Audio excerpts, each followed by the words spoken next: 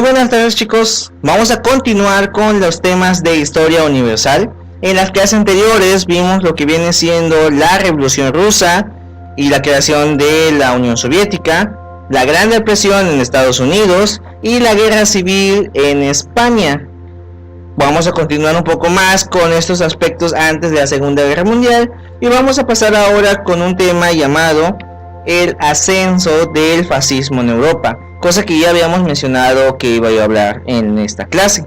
Bien, entonces vamos a hablar un poco más de ello. En esta va a ser un poco corta, solamente les voy a dar características de esta y un poco de los antecedentes de los precursores de esta gran ideología fascista. Vamos a empezar a hablar de ello y con esto empezamos con qué viene siendo el fascismo.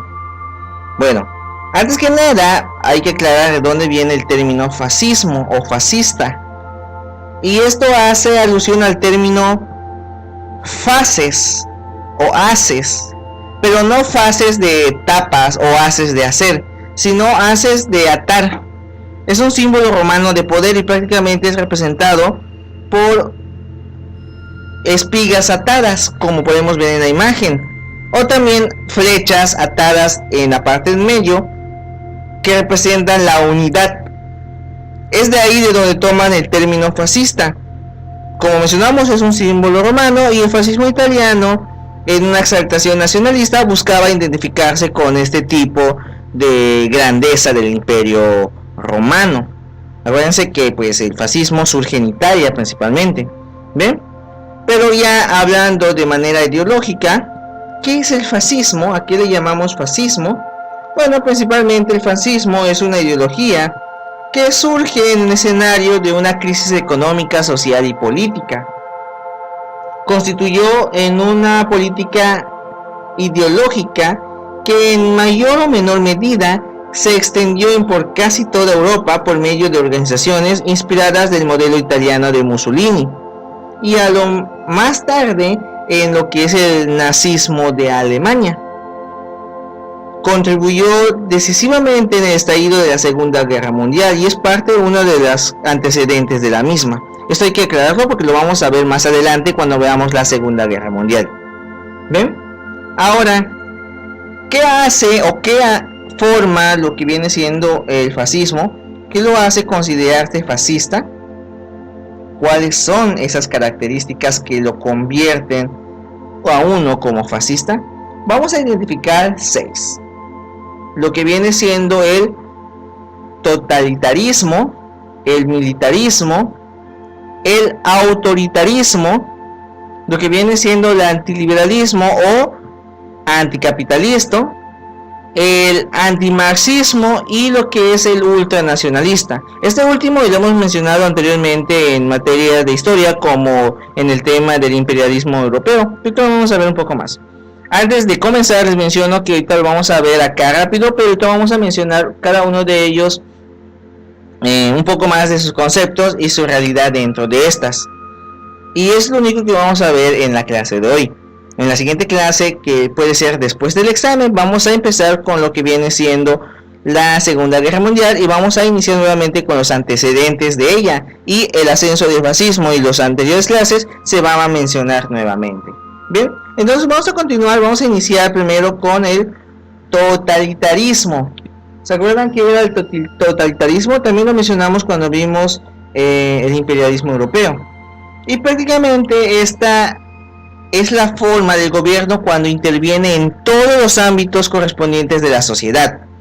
O sea, puede ser en la religión, en la educación, en la política, en la economía, incluso en actividades privadas, familiares, en las cuales todos tienen que adentrarse, y en los medios de comunicación. Creo que en la actualidad, pues creo el ejemplo más mencionado de un gobierno totalitarista es el de Norcorea, en la que si han visto algunos videos por ahí o algunos comentarios en Facebook, en la cual en las casas solamente tienen permitido llevar una fotografía y es la del líder norcoreano, como que si ya Ni siquiera puedes tener de tu propia familia ahí si no es la de este líder. Eso es algo de una actividad privada familiar y está dentro del totalitarismo metido en ello. Ahora bien, la otra característica que mencionamos viene siendo lo que es el militarismo. El militarismo se fundamenta en las fuerzas de liderazgo de un gobierno jerarquizado dentro de un aspecto militar. Esto sin motivo del sufragio. Si se acuerdan del sufragio, prácticamente es cuando permitían el voto para las personas y tener líderes. En este caso no se puede. Y las jerarquías que los preceden prácticamente es dirigido por un aspecto militar reforzado en lo que es el ejército. Este es un ejercicio de absoluto control de la sociedad y aparece en todos los ámbitos igualmente, incluyendo lo que es parte de la educación. Los niños desde el principio son educados en un aspecto militar. Estos dos van de la mano con lo que es el autoritarismo. Si se acuerdan, si alguna vez les hice o leyeron alguna vez el libro de 1985 de George Orwell, en donde aparecía el Gran Hermano, los aspectos ideológicos que mencionaba en ese libro estaban difundidos o atravesando a lo que viene siendo el autoritarismo. De hecho, George Orwell se inspiró en los gobiernos que estaban pasando en su época para poder mencionar cómo iba a ser 1985. Como sabemos, ese año ya pasó y nosotros estamos en el 2020 y las ideas de George Orwell es la que nosotros creemos que está sucediendo en algunos países. Sin embargo, creo que está más unido a la idea del mundo feliz, pero eso lo vamos a ver un poco más, tal vez en materia de etimología o literatura. Ahora bien, ¿qué hablaba el aspecto de autoritarismo? En este aspecto del autoritarismo se elimina todo lo que son los poderes de gobierno. Si se acuerdan, los poderes de gobierno vienen siendo el ejecutivo, el legislativo y el judicial, en donde que el legislativo hacía las leyes, el judicial veía que se cumplan y los ejecutivos castigaban al que no lo cumpliera. Bueno, en este caso el autoritarismo se pierde en estos poderes y el principal, el ejecutivo, es el que se queda con estos poderes. Por lo tanto, es el que hace las leyes, verifica que se cumplan y castigan al que no. Es tanto su autoritarismo que literalmente no existe alguien quien lo pueda contradecir. Luego pasamos a lo que viene siendo uno de los últimos características del fascismo, que es tanto antiliberalista como anticapitalista. Y esto principalmente porque durante esta época el fascismo trató de buscar el apoyo popular y en esta se basó de los puntos que vamos a mencionar. Primero, envileció al liberalismo. Prácticamente como que lo tomó como una idea pasada, prácticamente bajó su reputación de liberalismo para decir que el liberalismo es prácticamente un instrumento que desmembraba a la sociedad y fue pues una ideología débil, incapaz de frenar el auge del comunismo e ineficaz para solventar el sistema de la crisis que estaba surgiendo en la época. Al igual que esta, también llegó al punto de ilegalizar los partidos políticos, porque decían que destruían a la sociedad por crear bandos entre ellos. Y fue entonces en esa época perseguidos e ilegalizados, al punto de que si te podías reunir con alguien con una ideología semejante, podías incluso ir a la cárcel o ser ejecutado. Llegó un punto en que el único partido político que se permitía era el que estaba organizado principalmente por el gobierno, y a través de este se mantenía una unidad del Estado, casi a llegar a confundirse al gobierno. Por ejemplo, era Rusia comunista. No era solo Rusia con un partido comunista, era Rusia comunista. Otro ejemplo sería Alemania nazi, porque el partido nazi era un partido que se involucró tanto en el gobierno que literalmente se confundió con tal. al igual que el fascismo, que era un partido dirigido por el gobierno italiano. Ya no existían más que los que estaban en el poder.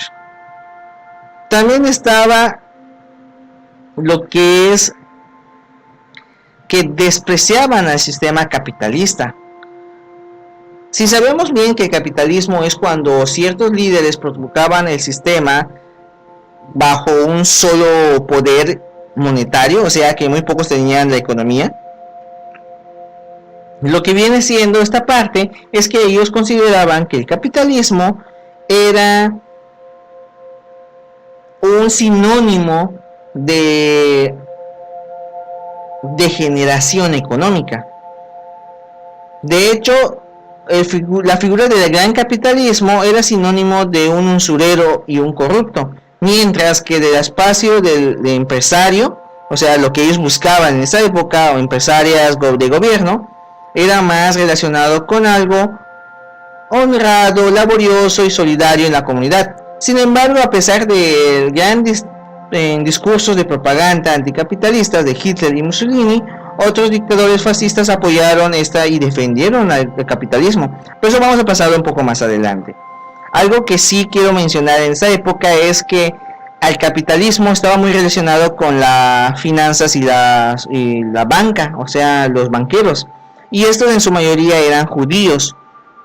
Por eso es que se relacionaron a los judíos como algo que destruían un sistema nacionalista. Es algo que lo tomamos un poco más en cuenta cuando viene Hitler en el poder en Alemania. Por ahora estamos hablando del fascismo, ¿ok? Y por último, la eliminación de los sindicatos de izquierda. Para ganar la base y apoyar al fascismo, el fascismo favoreció que se pusieran en práctica ciertas medidas de carácter social, como la participación de los obreros en los beneficios de las empresas y la creación del sistema de la seguridad social, que en la actualidad todavía funciona. Sin embargo, los trabajadores y la producción fueron puestos a servicio del Estado. Quiere decir que las grandes empresas, industrias y fábricas no eran dueños individuales, no podía haber una persona dueña de esa empresa. Esas empresas eran de el gobierno, y de esa manera los sindicatos de izquierda fueron eliminados y sustituidos por organizaciones estructuradas de modo militar, esto dependientes del partido militar que estaba en esa época, en este caso el fascismo. De esa manera, a pesar de que ellos buscaran algo de provecho para su sistema de social laboral, o sea, como obreros, el gobierno podía hacer fuerza de trabajo e incluso eliminar a las personas, no hablando metafóricamente, es literalmente eliminar a las personas que estuviesen en contra de este sistema. Con la misma pasamos a lo que viene siendo el antimarxismo,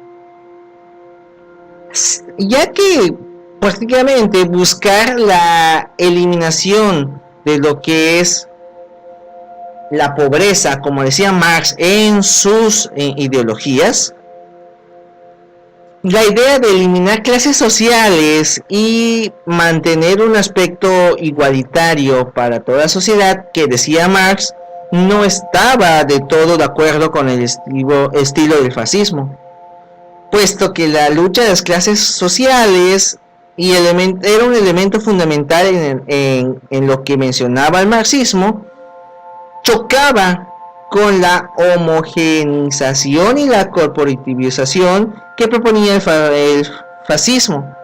Y por eso estos que mencionamos anteriormente, que eran los sindicatos, los partidos políticos, organizaciones de izquierda, fueron hostigados por grupos de carácter paramilitar y más tarde fueron ilegalizados y perseguidos en todo el estado totalitario.